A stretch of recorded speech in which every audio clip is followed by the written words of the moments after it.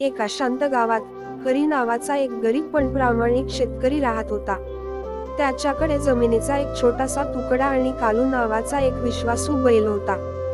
दररोज सकाळी हरी आणि कालू शेतात काम करायचे तर त्याची पत्नी राणी अन्न शिजवायची आणि पिकांना मदत करायची. एके दिवशी राजू नावाचा एक श्रीमंत जमीनदार आला. त्याने हरीची निरोगी पिके पाहिली आणि म्हणाला, तुझी जमीन मला विकून टाक हरी. मी तुला आता पैसे देईन.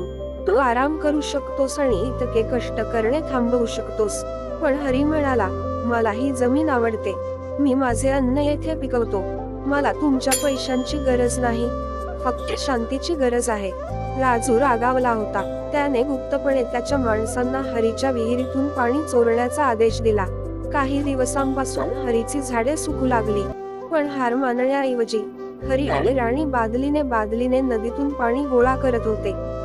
कालूने तक्रार न करता जड ओझे वाहून नेले. यातून आपल्याला समजते की कितीही अडचणी आल्या तरी आपण कष्ट करायचे सोडायचे नाही. तुम्हाला जर ही गोष्ट आवडली असेल तर लाईक करा आणि चॅनलला सबस्क्राईब करा. भेटूया पुढच्या गोष्टीमध्ये.